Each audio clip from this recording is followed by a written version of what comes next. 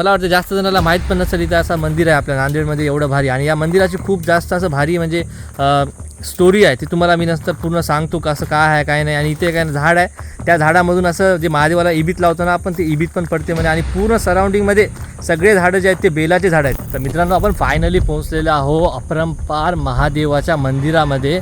तर तुम्हाला दाखवतो मी, इतका भारी व्ह्यू आहे आणि पूर्ण जे आहे ना सगळं असं पहाडामधलं वातावरण आहे, एकदम शांत.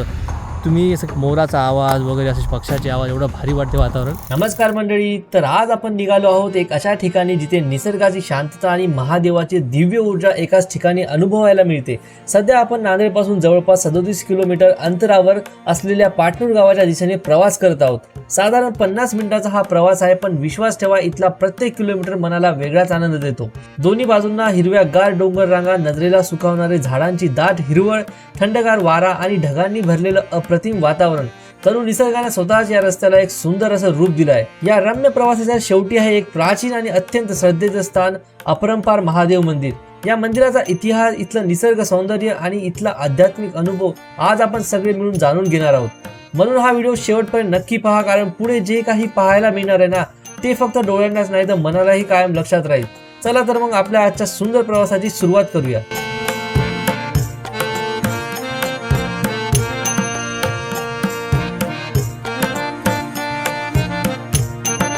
तर मित्रांनो पाहू शकता, आपण आता जात आहोत अपरंपारच्या महादेवाला. आणि इथं जाताना जर निसर्गाचा जो नजारा आहे ना, बाप रे बाप, खूप जास्त भारी आहे. पूर्ण तुम्ही बघू शकता.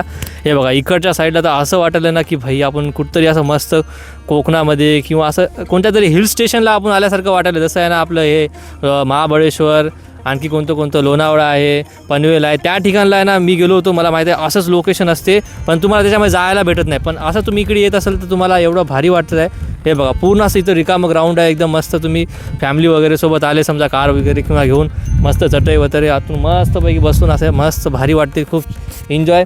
म्हणजे देवाला जाताना सुद्धा इतकं भारी लोकेशन लागू शकते भाई, म्हणजे बघू शकता तुम्ही, खूप भारी वाटत आहे, एकदम हिरवगार. आणि पावसाळ्यामध्येच आहे ना हे एवढं भारी लोकेशन असू शकते. उन्हाळ्यामध्ये कसं तुम्ही आल्या तर एक तर पहिल्यांदा तर घामानं तर पूर्ण पागल होऊन जाते माणूस. आणि असं बघलं तर तुम्हाला मस्त सगळं थंडगार वातावरण आहे. आता थोडं पाऊस पडला तर मला वाटतं इथं छोटा धबधबा बी तयार होईल, कारण इथं धबधब्याचं थोडं दिसत आहे. कसं काय मंडळी, आपण आता आलेलो अपरंपारचा महादेवला जाताना जे रस्ता लागते ना तिथं, म्हणजे आता ऑलमोस्ट आपण पोहोचलेलंच आहोत. आपल्यासोबत आहे बाजू बिल्डर, तिकडे बघा त्यांना काय करायला की हां थांबला काय नाही. तर भाई इथला व्ह्यू एवढा भारी आहे, एकदम मस्त असं वाटायला भाई, असं पहाडाच्या मधातून दोन्ही साईडनं पूर्ण हिरवंगार आहे. मी तुम्हाला दाखवतो, खूप भारी वाटते. असं एकदम शांत वातावरण आहे. तपस्या विपस्या कोणाला करायची असेल तर इथं येऊ शकते भाई, एकदम भारी वाटते आणि एकदम चिल वातावरण आहे, चांगलं असं. मला वाटतं जास्त जणांना माहीत पण नसेल इथं असं मंदिर आहे आपल्या नांदेडमध्ये एवढं भारी. आणि या मंदिराची खूप जास्त असं भारी म्हणजे स्टोरी आहे ती तुम्हाला मी नंतर पूर्ण सांगतो कसं काय आहे काय नाही. आणि इथे काय झाड आहे, त्या झाडामधून असं जे महादेवाला इबीत लावतो ना आपण, ते इबीत पण पडते म्हणजे. आणि पूर्ण सराउंडिंगमध्ये सगळे झाडं जे आहेत ते बेलाचे झाडं आहेत. आणि एक असं पण आहे की इथं तुम्ही ते बेलाचे पानं घरी नेऊ शकत नाही, म्हणजे ते देवाची महिमा आहे असं म्हणतात. तर बघू तर आपण पूर्ण समोर तुम्हाला मंदिराचं सगळं दाखवणार आहे मी. आणि थोडासा इथं तुम्हाला व्ह्यू दाखवतो. हे बघा पूर्ण व्ह्यू असा भारी आहे, एकदम मस्त. असं पूर्ण असा पहाडावर रस्ता आहे. आम्ही पूर्ण असं पहाड चढून आले, तुम्हाला दाखवतो. हे बघा इकडल्या साईडला पण पूर्ण असे झाडं विडं मस्त, पूर्ण पहाडच आहे पूर्ण. हे बघा म्हणजे पहाड हे रस्त्यातूनच आलेलं आहे आम्ही, खालून रस्ता आहे गाडीला यायचा, एकदम मस्त आहे. तर मित्रांनो आपण फायनली पोहोचलेलो आहो अपरंपार महादेवाच्या मंदिरामध्ये. तर तुम्हाला दाखवतो मी, इतका भारी व्ह्यू आहे आणि पूर्ण जे आहे ना सगळं असं पहाडामधलं वातावरण आहे, एकदम शांत. तुम्ही असं मोराचा आवाज वगैरे असे पक्ष्याचे आवाज, एवढं भारी वाटते वातावरण. हे बघा मी तुम्हाला दाखवतो. हे बघा ही कमान आहे पूर्ण, आणि पूर्ण पहाडाचा एरिया आहे बघा, पूर्ण पहाड हे सगळं. आता आम्ही इथूनच आलेलं आहे बाई, तर गाडी वगैरे आणताना जर जमाना ना, तर तुम्हाला पूर्ण मध्ये जाऊन मी सगळं सराउंडिंग दाखवणार आहे. इकडल्या साईडला इकडे तर इकडे मामा मावशी दिसाले दोघंजणं, म्हणजे कोणीच राहत नाही, असं शांत वातावरण आहे.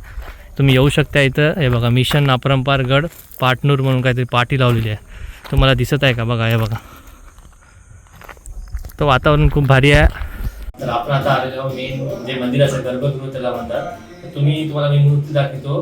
तुम्हाला महादेवाचे जे शिवलिंग असते ना ते तुम्ही बघले असाल, एक पिंडीच्या आकारात असते, पण हे सगळ्यात जगावेगळं मला वाटते असेल मूर्ती. त्याच्यामुळे तुम्हाला बघायला भेटतं जात्याच्या आकाराचं पूर्ण आहे ना महादेवाचं आहे ना पिंड आहे.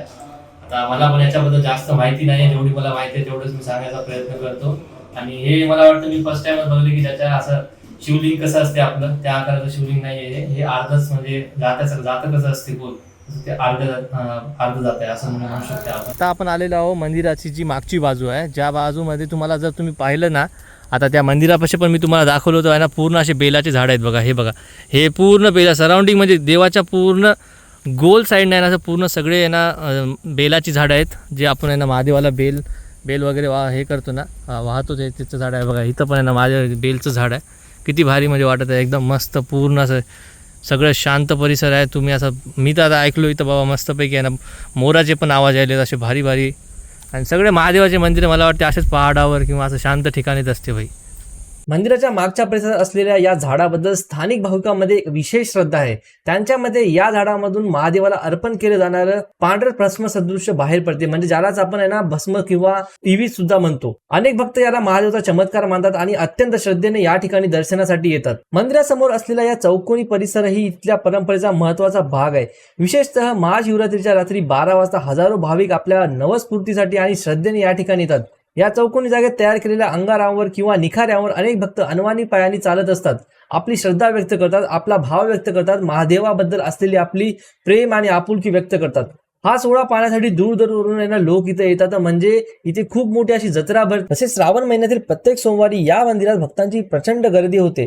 संपूर्ण परिसर हर हर महादेव जय शिवशंभूच्या घोषाने दुमदुमून जातो आणि इथलं वातावरण एखाद्या मोठ्या यात्रेप्रमाणे भक्तिमय बनून जाते. खरंच निसर्गाचं अप्रतिम सौंदर्य, प्राचीन इतिहास, स्थानिक आख्यायिका आणि महादेवावरील अढळ श्रद्धा या सगळ्यांचा सुंदर संगम म्हणजे अपरंपार महादेव मंदिर. जर तुम्हालाही अशा शांत निसर्गरम्य आणि आध्यात्मिक ठिकाणांना भेट द्यायला आवडत असेल तर या मंदिराला एकदा नक्की तुम्ही भेट द्या. तर या मंदिराची लिंक मी डिस्क्रिप्शन मध्ये ऍड करेल. तर तुम्हाला जर त्यावर क्लिक केल्यानंतर तुम्हाला डायरेक्ट पूर्ण गुगल मॅपची म्हणजे लिंक भेटून जाईल. तुम्हाला कसं जायचं, काय नाही, किती वेळ लागेल, किती किलोमीटर आहे, सगळे तुम्हाला गोष्टी कळून जातील. तर मित्रांनो आपला आजचा व्लॉग इथेच संपतो आणि खूप भारी वाटलं या मंदिराला येऊन आणि इथं खूप जास्त करतात जसं मी तुम्हाला सांगलं किंवा श्रावण महिन्यामध्ये महाशिवरात्रीला स्पेशली मी तुम्हाला सगळं सांगलं की कसं आहे ना गर्दा असते, काय इथले म्हणजे आख्यायिका आहे आणि कसे इथं भाविकांमध्ये इथं खूप श्रद्धा आहे. गावचे लोक पण येतात, खूप सारे लोक आहेत. तर तुम्हाला यायचं तर तुम्ही येऊ शकता. खूप शांत असं मंदिर आहे, परिसर पण असं निसर्गाचा पूर्ण सानिध्यामध्ये तुम्हाला खूप छान वाटेल एकदम मस्त. तर असेच पण मी असे खूप सारे जे जुने मंदिर आहेत आपल्या नांदेडमध्ये आणि दुसरे पण समजा जिल्ह्यामध्ये असेल तर तिथे जाऊन एक्सप्लोर करणार आहोत. तर नक्की या ब्लॉगला लाईक करा, कमेंटमध्ये तुमचे चांगले थॉट्स आहेत ना मला सांगा आणि चॅनलला नक्की सबस्क्राईब करा. चला भेटूया आणखी नक्की पुढच्या ब्लॉगमध्ये.